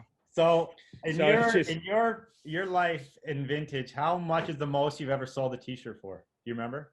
the most I've ever sold a t-shirt for, I think like 1,500 or something. What was it? But like I just sold a Psychic TV shirt for like 1,200 like a month ago. But I'm trying to think of like, but I've done like big deals, like $10,000 t-shirt deals and stuff like that. Yeah. You know, So that Psychic TV shirt, do you think that is higher value than it used to be, or is that kind of what it's always been for a while? It's pretty much this, you know, it's in as far as the last 10 years, it's pretty much been the same. Yeah. I mean, I feel like it's maybe a little bit higher because of like kids are kind of like, oh, maybe Travis Scott freaking used it as a foul towel or something like that, you know, courtside at the freaking Houston game. You obviously saw, I don't know if you did see this, but Travis Scott partnered with McDonald's. I seen a Travis Scott meal. Oh my God. And that's another thing to me, like guys like LeBron James, they want to like talk all this shit, and it's like he has no problem freaking taking money from the Chinese and criticizing anybody that criticizes, like when Hong Kong happened and LeBron's like, oh, you know, we got to side with the Chinese government on this one. And I'm just like, dude, it's okay if you're making money off it, but like these people, you know, they're like pretty much slaves. You know, they're like kidnapping people and doing slave labor over there. He doesn't have a problem with that, but he has a problem with everything else going on. It really doesn't make any sense to me. A guy like Travis Scott, it's like, if anything, you're doing a huge disservice to the black community, because the average black male in America dies at like 55 due to like poor health. Yeah. And you're going to be shoving fucking McDonald's down their fucking throat and promoting that. It's like, these guys are the biggest fucking hypocrites on the planet, and I'm just tired of it. Yeah, it's insane. I was talking to somebody about this the other day, and you're 100% right. He's glorifying the worst food in America, and he's making it cool for everyone. It's killing minorities. It kills the poor people in our country. Yeah. It's like, if anything, you know, a person at his stature should be like pushing organic food or juices, or like, you know, like that's the kind of services we need. And the government should be actually subsidizing lunches that way for kids, and especially in those communities where, you know, they're not getting like good food at home. You know, like some of those people in Los Angeles, in like, you know, Compton, stuff like that, they've only eaten at convenience stores their whole lives. Yeah, it is like a lower income thing. It's like that's all they can afford, and that sometimes for some families, McDonald's could be like a special meal out, you know. And he's making it it's insane. It looks super bad on him, and it is like the worst case sellout. It's disgusting to me seeing these people like selling like their ticket stubs for the Travis Scott T-shirt with this little like character on it. You know, that looks like the little baby Penny Hardaway thing. It looks like something Reggie would have made. You know, like it looks like a action figure. Stores and fucking ripping down the quarter pounder meal signs off the window and selling those on eBay. It's disgusting. So let's have some more info on this t-shirt market right now. Do you think so say somebody goes out and buys a $6,000 t-shirt, right? And that was like the first one that started to like get everyone talking about this, but t-shirts going for $1,000 or $1,500 or $2,000 is like so normal now. And it's really crazy. It is fucking crazy. So But it's all like childish kind of shit, you know? It's not like, it's very childish like stuff, you know? It's like very childish. The Disney stuff is childish, but then you have stuff like the Pulp Fictions or other interesting movie teas going for big money, which I can kind like the fucking Mask, like the worst movie ever made. Yeah, that's crazy. And why is it The Mask? And then you have other Jim Carrey movies that go for fucking like 20. They're actually like Dumb and Dumber is a much better movie. Yeah. Or say like The Cable Guy or something like that. That's like a much more sophisticated movie. It's just like the childish shit. It's like really like baseline. So in your first 10 years of life, you start understand that humor. Maybe these people aren't regressing beyond the age of 9 or 10. They're like stuck in this 9 or 10-year-old mode where they still want Pokemon and shit like that, and they don't want to chase after girls or boys or whatever your fancy is. You know, it's just like maybe it's really because strange.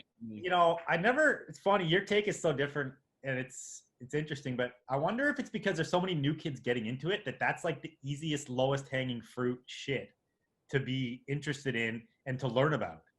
Well, it's also, you got to also factor in this. It's like the stuff that I'm looking for versus what they're looking for. It's like, how many times are you going to walk into a Goodwill and see like a Primal Scream shirt or like something like that sitting on the rack? Probably never in your lifetime. But these like other things like, you know, like a Pixar movie or, you know, like say like a hookup skate tee or something like that. You know, there was millions of those things made. So they're floating around, you know, so maybe it's like that's part of what drives the market too, because you can actually find these things, you know, they're actually feasible for you to go into a Goodwill bins or like a thrift store and actually find that kind of thing. So that might be driving up the market too, because it's accessible. It has to be. There has to be a level of accessibility to make it even known to the mass market. And again, like you're talking, you know, Primal Scream in the thrift, guaranteed 90% of the kids picking right now would pass that by because they have no idea what it is. It takes. I think they grab anything at that price point. They'll grab anything that they think they can make money on, and then they'll be like, "Anybody know what this is?" Because like it's lit fire, sick ass graphic, but I don't know what fuck it is. Yeah, you know, like to a degree. But if they don't even understand it, like it takes time to learn. Like again, yeah, sure. If it's single stitch, they're gonna grab it because these kids just don't care. They'll buy it to the $1.99, right? Not only that, it's like, dude, what's the price point? If you're paying 50 cents for a t-shirt, you're going to take that risk unless you're like totally wet brain, you know? But you'd have to be really stupid. I know some guys who hit the bins and they're like, I got this pair of Levi's that 5 other bin kids just passed. That's like a hidden rivet, you know? XX. Like these kids aren't even a lot of them aren't interested in even getting educated in something outside Disney t-shirts or what they're not into. I mean, I understand that. I understand that if that's like your interest and that's what's like driving you to motivate yourself to do what you're doing. Like I couldn't just like it's the same thing. If like I'm interested in what I'm interested, they're interested in what they're interested in, you know, what the fuck can you do about it? You know, I'm not going to get excited finding a Pixar t. I'd probably throw it back because I don't care. I'm not motivated by money at all. Yeah. I mean, I like it. I like money. It's cool, but like, I'm not going to work as hard as those kids to find like some Disney shirt. If I like randomly found it, I'd be like, "Oh, Drew, do you guys want this thing or something like that?" Because I just wouldn't know what to do with it. Or Sam or something. I'd contact Sam. I'd be like, "Sam, what are you paying for this?" It'd be like $5. I'd be cool, shipped. You know? Yeah, but you can't. You're not gonna leave it because it's if you found it for 50 cents, it's like you just take it. Yeah, but I don't even thrift anymore. I'm not getting the top dollar that these kids are getting. No fucking way. Like I'm lucky. I have shit on my website. I question if it's like real. I question like these prices if they're actually paying. Well, you know, when something's I've heard talks that the $6,000 shirt was like some conspiracy, and I'm like, come on. Like I've spoke to the guy who bought it. He seems like a nice, legit dude, and people have vouched for him. I don't know. Well, I mean, to each their own. Have you watched Alive? Okay, let's talk about that. Have you watched Alive? I've watched, and I like Chris. Chris is a super cool dude. Like he's super nice. He's always been super considerate, and and I respect his hustle or whatever. But like, dude, the people that he has on that show are literally, they seem like some of the most ignorant people on the fucking planet. It's like, I mean, it's just like listening to them I talk. don't sit It's like, around. it's just like, what the fuck are you talking about? It's a fire ass graphic, dude. It's a fire ass graphic. But Chris is always the same. And power to if these kids like that shit, power to the kids for watching it. But I think, Yeah, I mean, I'm sure people feel the same way about some of the stuff we talk about. But I'm like, I'm literally like a dude from Cumtown or something, you know? Like, I don't care. And like, I don't have a problem speaking my mind. You need your brain out there more, dude. You're one of the fucking funniest guys I know. You got to talk more shit. You got to get on it. Yeah. So this live thing has been going now for, I don't know, like since COVID, 6 months. But it's like obviously the last couple months been going ridiculous. Like you probably see it on your feed all the time. There's like 5 at once going on or something, right? Yeah, it's crazy. I talk to Taryn and stuff like I'll talk to Chris. Like those guys are like friends of mine. I like them a lot. I think they're nice people. But I'll talk to Kirby and shit like that. Kirby's been doing that fucking weird little dead thrifty or whatever. Yeah, he's going in on. I'm supposed to go see Kirby soon, actually. I talked to him recently. Kirby's hilarious. Yeah, no shit. You don't have the Aussie. This is gonna You know what Aussies call gingers? No. Rangies. Rangies? Yeah, like orangutan. I was gonna say bogan, but that's something else. Rangy. Well, I'm kind of a ginger. I guess I'm a rangy. You know what the thrift lord's nickname is to like from Nils and Justin and all of us? No. We call him the thumb because he looks like a thumb. Wow. Okay, while we're on this subject, so there's been many fake Instagram accounts. There's we're gonna go down this road. What are the names? What was the original one? Which one are you talking about? The one that was going on like years ago that we could never. Chonkers one.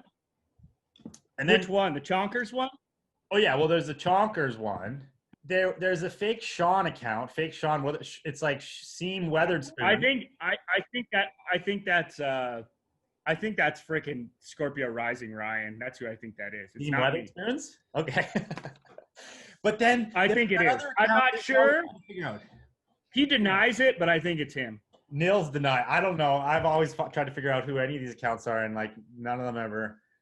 In that circle though, it's like me, John, Nils, Ryan, like those type of dudes that are just like secretly like fucking always cracking jokes, but we mean it in a nice way. We're not like you're getting trolled. We don't really hate these dudes. To the we just like to troll. If you're getting trolled. If you're getting trolled on Instagram, it's probably one of those people he just mentioned. 80% chance it's probably one of those people he just mentioned. And we don't mean it like we're just doing it to be the devil's advocate. Typically, you know, it's not like we don't really hate anybody. We love everybody, but no, that's not true. We kind of hate everybody, but we do like have a lot of respect for it too. Like if we're giving you shit, we probably like you're doing something right if we're giving you shit.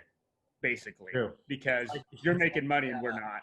You're noticed by the chonkers. You're just a thrift. You're a thrift Kardashian. We call you Chonker. Your nickname's Chonker. Well, actually, you're Chonker Sean, but then there's Chonker John. Well, you know how the Chonker thing started. Well, John used to do some sort of, you know, he was on the hill or whatever, and years ago, and the freaking rednecks that like ran all the show out there in Northern California.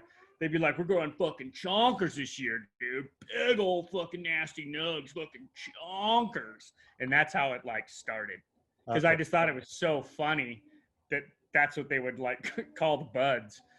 So then I just started calling t-shirts, and we all started calling t-shirts and things like that. Oh, it's a chonker.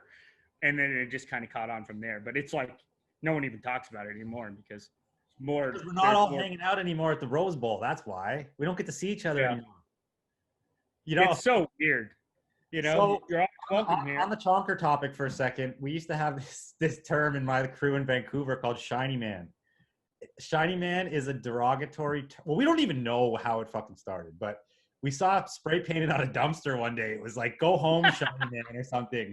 And it was like, we basically figured out it was like a derogatory term for white guys from the Asians because we were like living in like a heavy Asian community.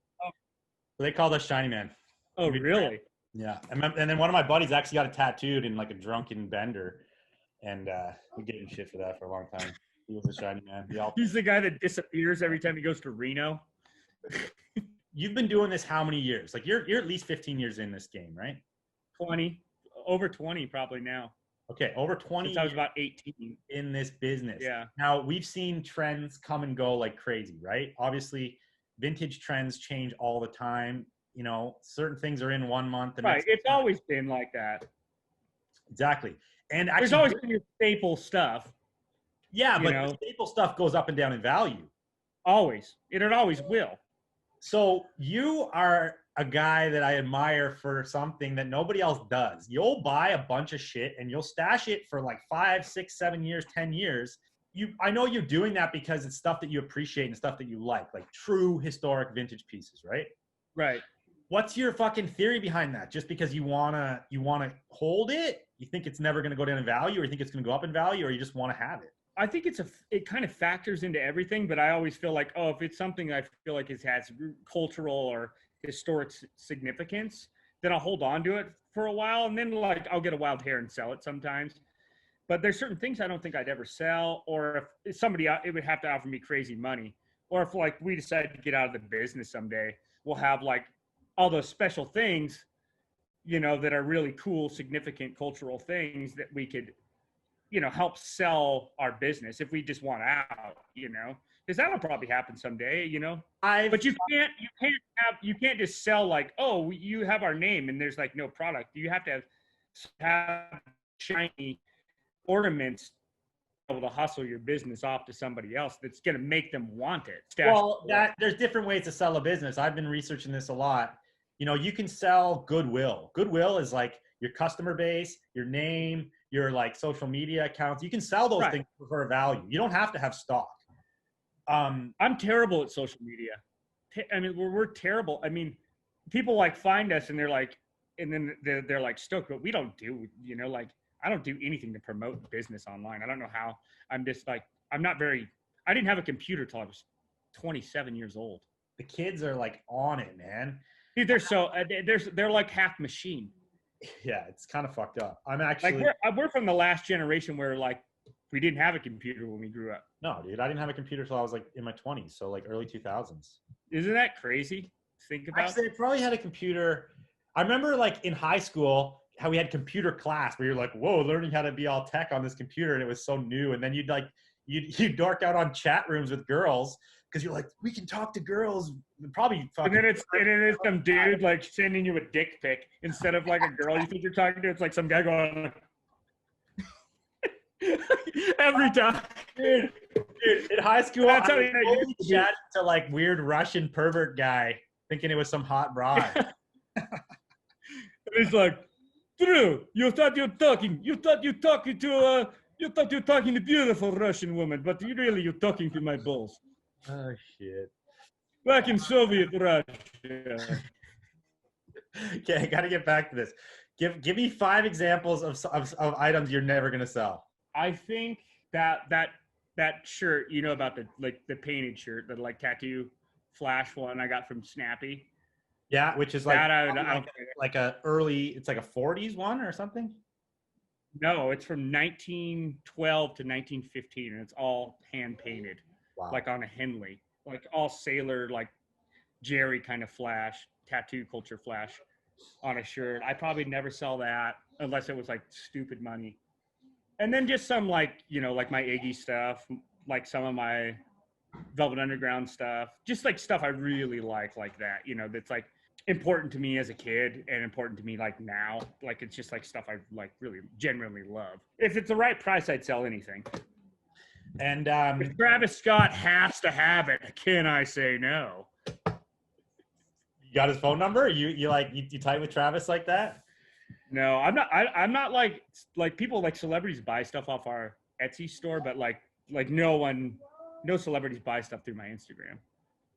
Yeah, because I'm not like. We used to be connected like that, but we're not. No one's hitting me up anymore. Really? I don't even care. I don't even like personally enjoy that business because I feel like it's too much of a fucking. They want something for free, They're always like, yeah, I'll wear it and get you like the hype. It's like, dude, I don't need like you don't need any like to wear anything to be, you know, like, do you really want to be associated with Kanye West at this point? I sure don't. You know what I mean? That guy's he's so cringe. The effort, man. It's never worth the effort. They say they're going to do something, they never do it anyway. Sure, like for Frankie, like we send product out to influencers and shit, but even that, it's like more effort than it's worth half the time. See the bubble. What do you see happening to this t-shirt bubble, man? Like, do you have any projections here of what's going to go down? Well, I feel like once these kids' parents stop giving them thousands of dollars to buy T-shirts when they get affected by the COVID, and you know, it's really going to start changing. A lot of mom and pop places are going under. Like, there's a lot of shops in LA that aren't going to reopen back up. Like close personal friends of ours that may not open, you know, and they don't foresee it opening. You know, like it's high overhead. It's high overhead. You have the worry that you might get shut down again if your landlords are shit or looted or whatever is going on. Did you sell your whole hookups collection? I sold half. Are you happy about it, or like? See, once something's gone for me, I'm super happy about it. It's not like I was that attached. I'm not attached to much, dude. I'm kind of like I have a lot. Family. I have a big collection, but really, again, there's like probably 50 things that are really dear to my heart, and the rest is just stuff, you know? Yeah, I'm not. I mean, like life is mainly about experiences, and if you can't have those with the people that you love, then what's the point, you know? It's like at the end of the day, you can't take any of the stuff with you. No. So it comes visits for a little bit, and you get to hang on to it for a little bit and kind of like, you know, be into it for a second. But at the end of the day, let somebody else enjoy it and move on to something else, you know? Yeah, 100%. You're so right. I'm with you. I'm not half of life is namaste and half of it is fuck you. Yeah, I like that one, dude. Balance, buddy. You know, we're going to buy a camper this weekend. We're going to buy a whole camper. So we're. You guys want to get a little tour of our camper? Let's see, buddy. Okay. I got to go out. I got to go outside. Oh, you're right. Life is about experiences. I'd rather have a camper, tour around, fuck all this material crap. There's the camper. Can you see it? Oh, yours is sick, dude. My wife's gonna freak. There it is. Okay, we're gonna cut it here, buddy. Okay. Thanks for coming on. I always appreciate your views. Yaman. Take it easy. Okay. Thank you for tuning in. I appreciate it. As always, I know this was a long one. If you listened to the end, thank you. If you want to share it, if you want to share the love around, I appreciate that. If you want to support what I do, you can check out my Patreon. The link is down below. Go shop on FasandFrankVintage.com. I give 35% off to all the listeners of the show with code VTG and stuff. Again, that'll be down in the show notes. Okay, see you on the next one.